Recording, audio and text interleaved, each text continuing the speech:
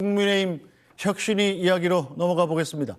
자, 중진 의원들의 험지 출마를 요구한 혁신위와 의원들 사이의 신경전이 계속되고 있죠. 친윤계 핵심으로 꼽히는 장제원 의원 지지자들이 모인 자리에서 서울에 안 간다, 죽어도 여기서 죽겠다, 험지 출마 요구를 공개적으로 거부했습니다. 이런 가운데 인 위원장이 특단의 카드를 꺼낼 거라는 관측도 나오고 있습니다. 영상으로 먼저 보시죠.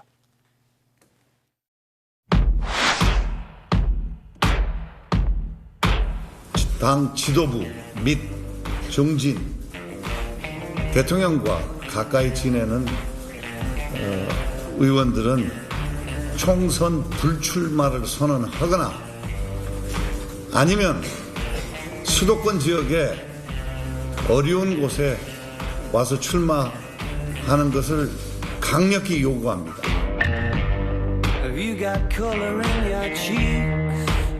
대통령을 사랑하면, 나라를 사랑하면, 대한민국 미래가 걱정이 되면 결단을 내려라.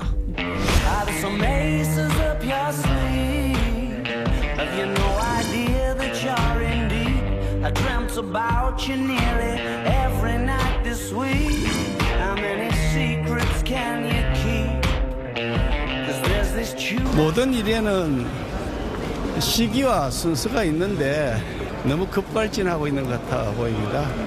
급하게 밥을 먹으면 체하기 십상이니까 잘 한번 보죠.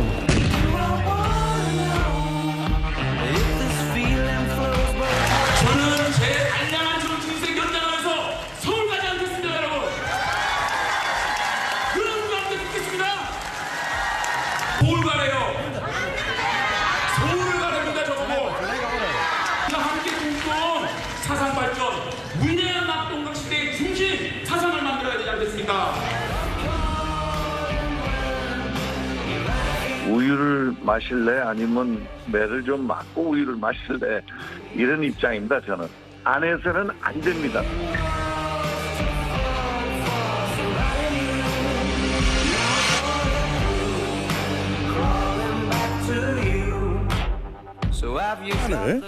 좀 주면은 저는 100% 확신합니다. 분명히 움직일 거리라고 저는 확신하고 조금 기다려줄 줄도 알아야 돼요.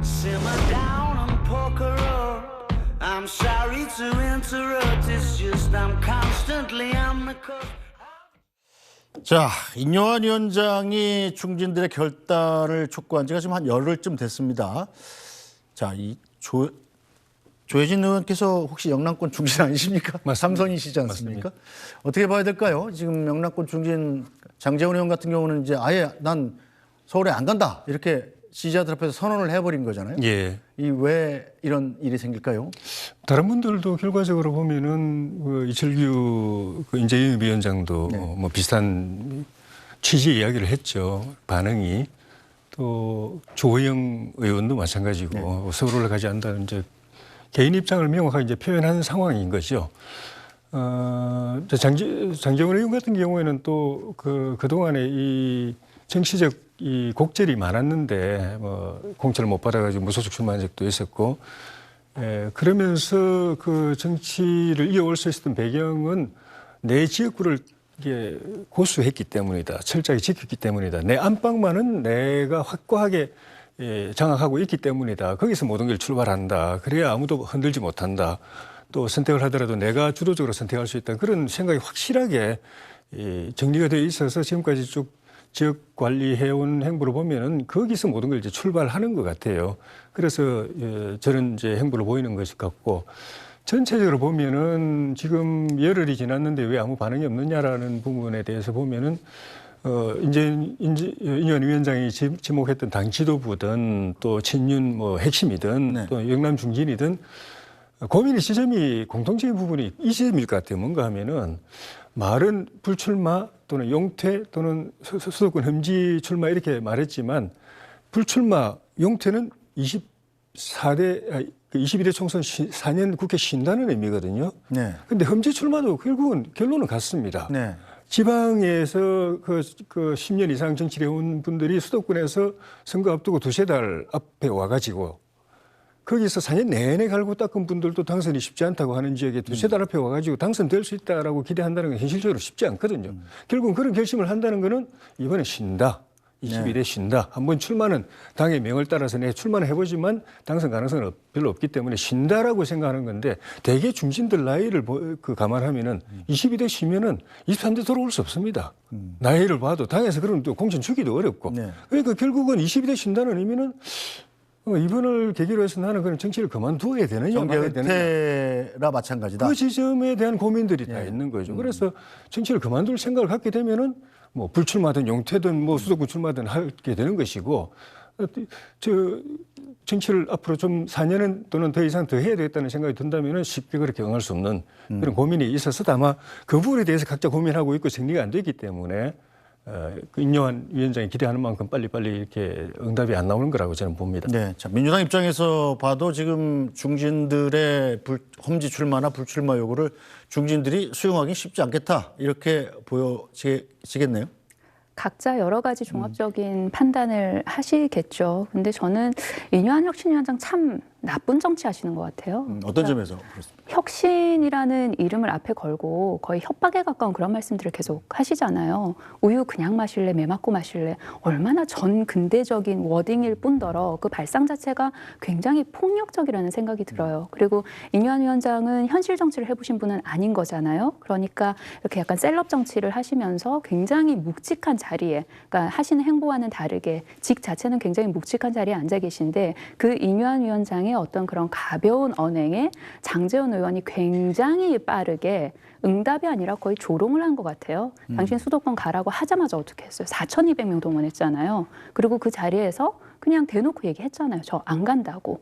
그러니까 이게 인요한 위원장 입장에서는 이걸 어떻게 받아들여야 할지 본인으로서는 굉장히 고민에 빠질 거예요. 그리고 장제원 의원으로서는 이번 총선 만약에 나가지 아니한다고 해도 앞으로 정치적인 선택이 굉장히 많아요. 사실 지방선거도 남아있는 것이고요. 그리고 윤석열 정권 내에서 어떤 임명직도 많이 남아있는 것이고요. 그렇기 때문에 장제원 의원으로서는 본인의 선택지가 너무나 많기 때문에 인요한 위원장이 한 그 말이 사실 무게감 있게 전혀 들리지 않는 거예요. 그리고 플러스 뭐 좀 알고 말해라. 현실 정치 좀 알고 말하고 지역구에서 내가 어떤 존재인지 한 번이라도 봤어?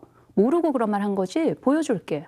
하고 그렇게 보여준 것이잖아요. 그러면은 이제 혁신위원장으로서, 그러니까 혁신의 가장 중요한 핵심 중에 하나가 그럼 중진들 불출마, 기득권 내려놔라 했는데 이게 완전히 조롱으로 답을 받고 막혀버렸단 말이에요. 그럼 앞으로 이거를 추진해가는 데 있어서 인요한 혁신위원장 입장에서는 굉장히 큰 걸림돌에 걸린 거여서 좀 요원하지 않을까, 요 관련해서는. 그래서 인요한 혁신위원장 지금 좀 머리 아플 것 같아요. 네, 뭐 그냥 라임을 잘 쓰시는 것 같아요. 인요한 혁신위원장의 혁신은 요원해 보인다.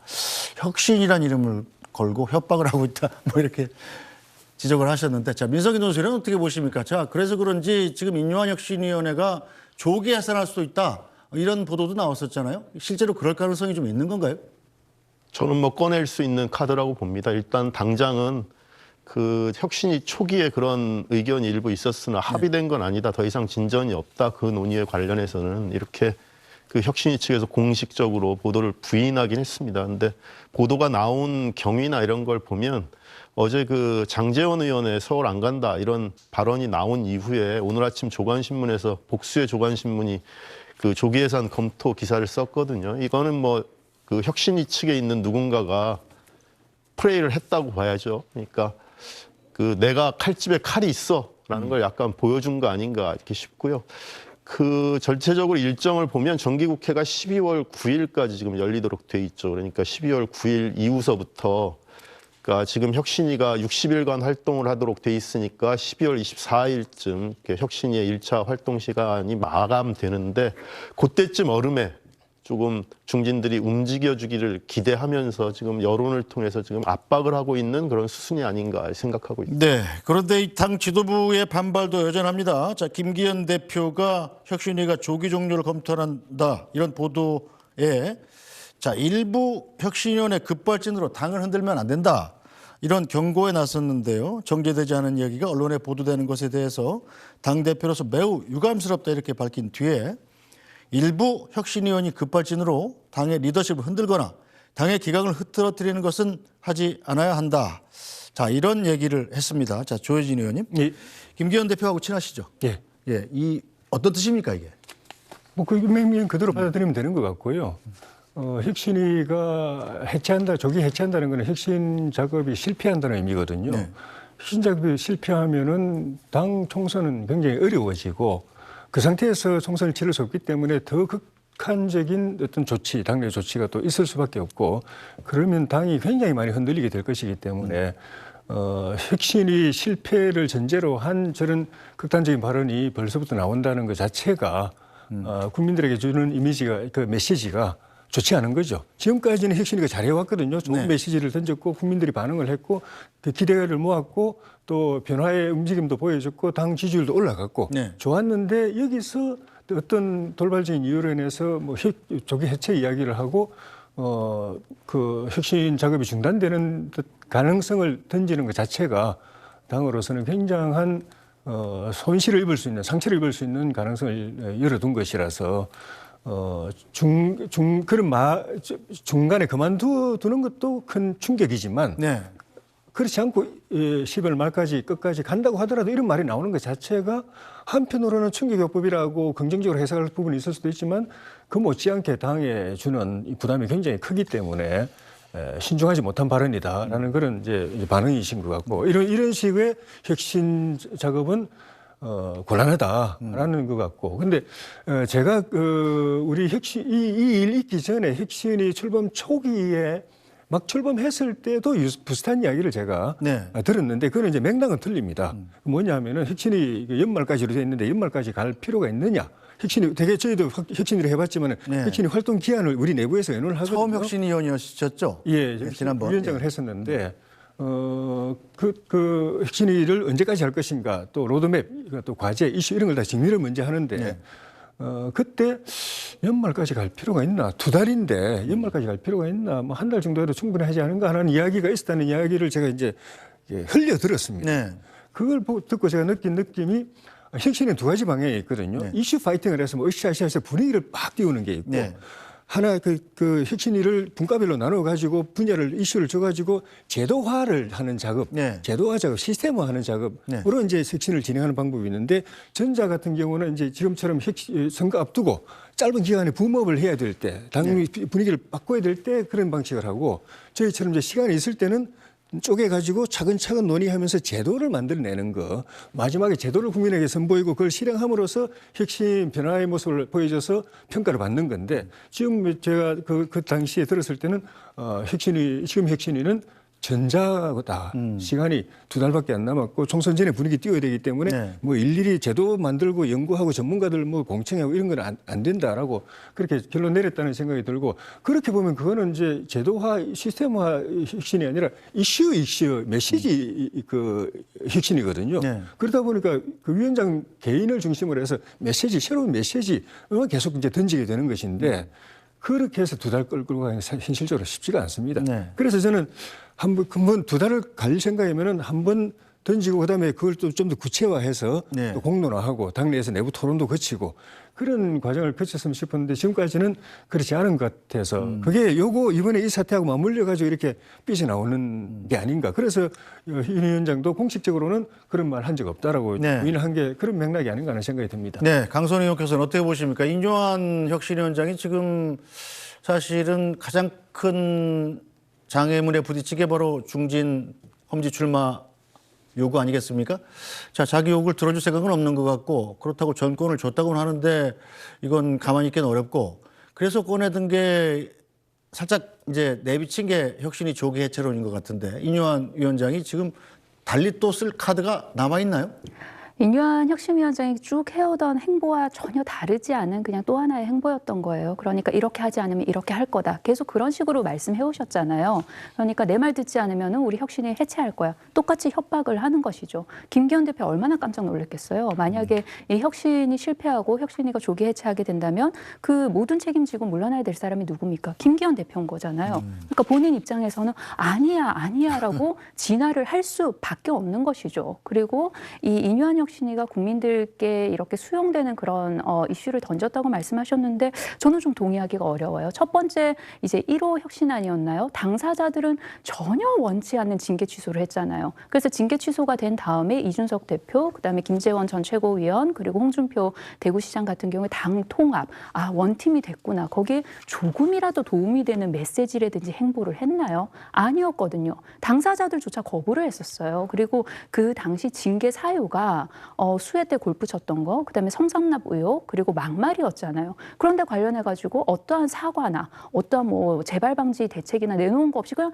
갑자기 징계 취소를 했단 말이에요. 그거를 국민들께서 수용하셨다? 저는 그렇게 보기 힘들어요. 그리고 이번 중진 출마 관련해가지고도 험지로 가라 아니면 불출마해라 관련해가지고 가장 큰 어떤 장애물을 만났다고 말씀하셨는데 저는 1호안부터 계속해서 장애물을 만났다. 왜냐하면 그럴 수밖에 없는 게 이뇨한 혁신위원장은 현실 정치의 경험이 없으신 분이잖아요. 그리고 뭔가 여러 가지 종합적인 어떤 이유로 인해서 셀럽 정치로 시작을 아예 하신 거예요. 그런데 이 셀럽 정치를 어떤 뭐 당원이라든지 아니면 뭐 당의 입장을 좀 대변하는 그런 역할을 한 게 아니고 정말로 묵직한 자리인 혁신위원장을 셀럽처럼 행보를 시작하셨단 말이에요. 그러니까 이뇨한 혁신위원장이 하는 행보가 이게 굉장히 힘들게 조정을 하고 물밑에서 정말 협상을 하고 그래야 되는데 약속 대련까지도 할 수 있는 그런 능력이 돼야 되는데 거기 관련해서는 본인 스스로가 굉장히 부족했기 때문에 저는 이제 와서는 뭐 조기 해체하겠다, 말 안 들으면 이렇게 하겠다, 저렇게 하겠다 그런 이야기들이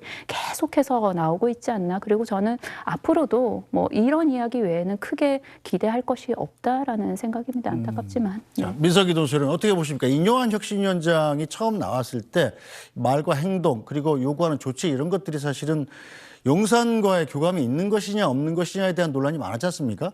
자, 그런데 장제원 의원이 지금 지지자들 4천 명 넘게 모아놓고 나 부산 안 떠난다.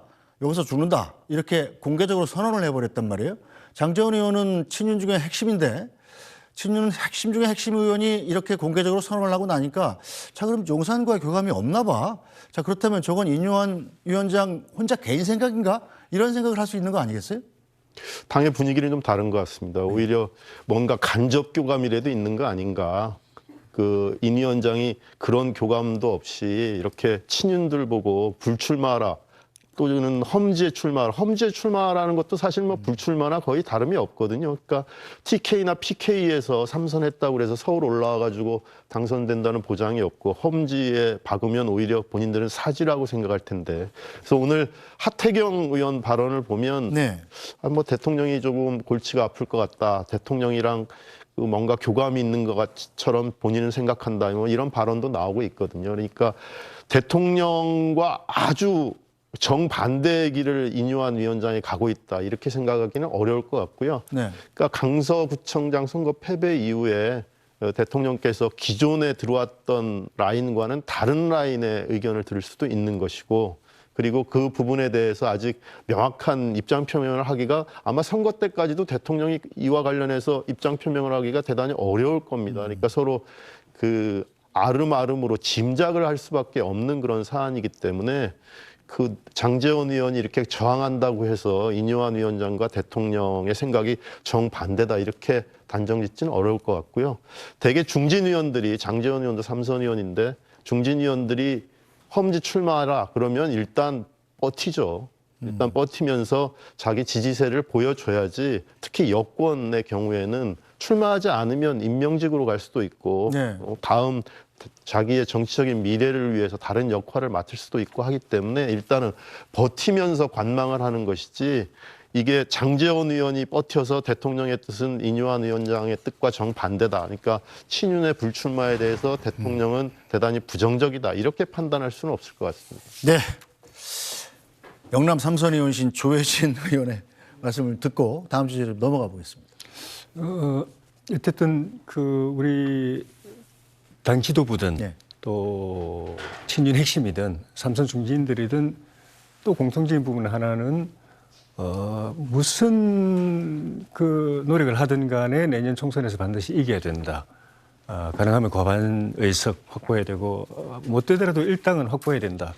그게 이제 자기 개개인의 정치적 진로도 관계가 있고 또 뭐 당의 위상하고도 관계가 있지만은 나라가 죽고 사는 문제다라는 인식을 공통적으로 다 하고 있습니다. 그래서 그 총선에서 이기기 위해서 또 그걸 위해서는 민심을 얻어야 되기 때문에 민심을 얻기 위해서 당이 어떻게 개혁되고 변화돼야 되는가에 대한 고민들은 다 똑같이 하고 있는데 어떤 것이 강론에 들어가서 어떻게 하는 것이 그렇게 되는 것인가, 거기에 도움이 되는 것인가 하는 부분에 대해서는 정치를 경험한, 많은 선거를 경험한, 민심을 많이 접한 중진들이나 또 당 지도부 생각이 요한 위원장 생각하고 반드시 일치하지 않는다는 점 네. 때문에 서로 저는 소통이 필요하지 어느 일방이 막 치고 나가면서 무조건 따라오라. 현실, 그 수많은 그 과거의 선거의 경험, 또 민심, 또 선거 전략 이런 거 고려하지 않고 그렇게 가는 거는 굉장히 저는 당으로서는 좀 그 리스크가 크다. 네. 이제부터라도 좀 혁신위하고 당 지도부 당내하고 좀 소통이 좀 있어야 되겠다는 생각이 듭니다. 알겠습니다.